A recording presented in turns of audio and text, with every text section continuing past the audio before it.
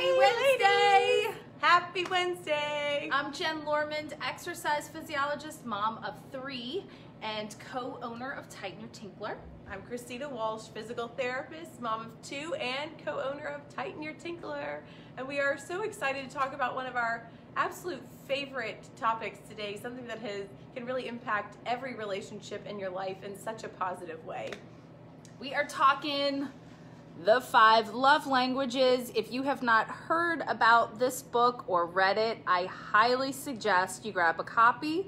There are several different versions. I actually have the other one that is for kids, and Gary Chapman, who's the author of this one, wrote it with a child psychologist, and it's really good. At first, when I purchased it, I was like, oh, it's going to pretty much be the same book, just written a little bit differently, but it's actually completely different. It's written with that child psychologist, talking about different scenarios and how to have the best relationship with your child, or how to discipline different children based on their love language. So it's really amazing. Very helpful. I haven't gotten that one yet. But the whole concept of the love languages, maybe you've heard of them, maybe you haven't, is that it helps you to identify how you best receive love and how someone else give it in your life, how you tend to give it, and have your partners take it, the quiz as well, because it helps you understand how best to show them love.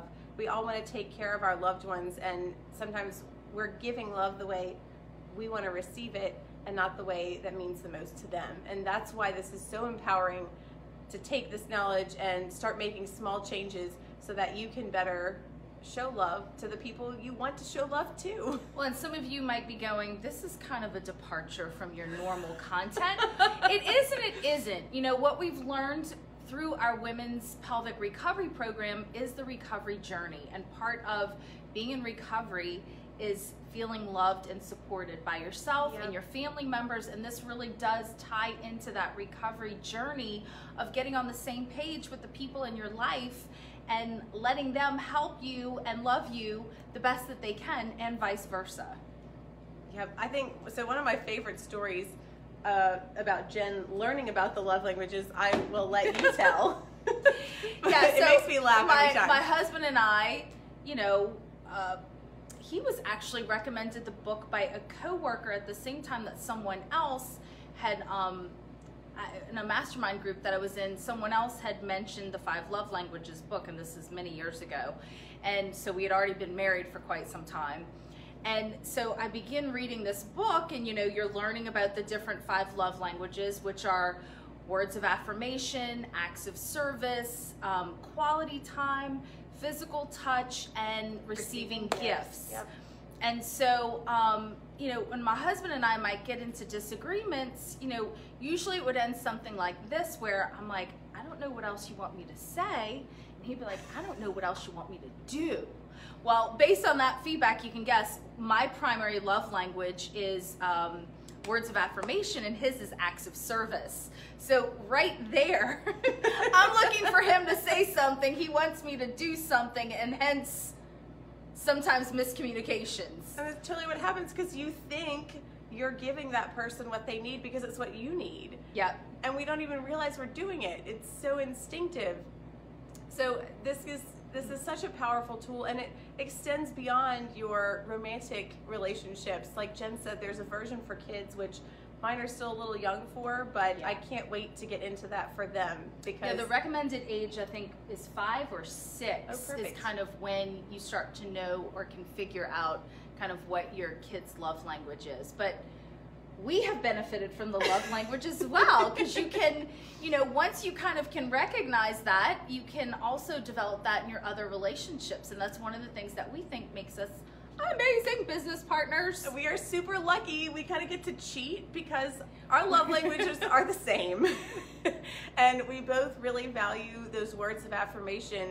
And so we naturally give that to each other and say, thanks so much for doing that yesterday. That really meant a lot to me. Or I noticed that you went out of your way to take care of this task. Or gosh, I really love the way you contribute this unique way. And we're saying those things to each other without even having to think about it. So it is kind of really nice cheating bond. And our secondary one is quality time, which we do happen to spend quite a bit of time together. It's high quality to us. Yeah. I don't know if everyone would feel that way. Our families might disagree at times.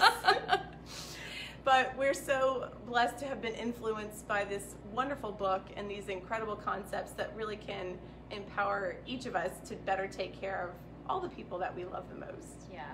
And we're going to drop in the comments below a quiz that you can take. Before you even purchase the book, they have an online quiz that you can take to find out what your love language is.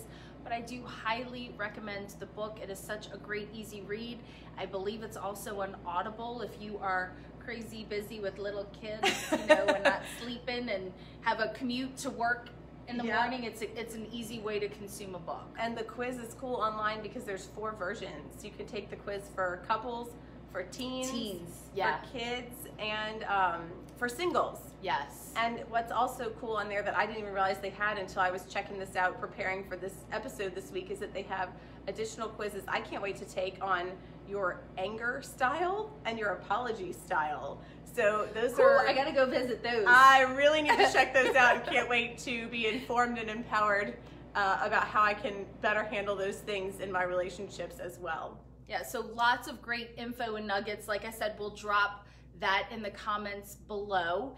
If you are loving these Facebook Lives and wanting more information, always feel free to go and check out our website, tightenyourtinkler.com. You can join our newsletter list and get these right in your inbox in case you missed them.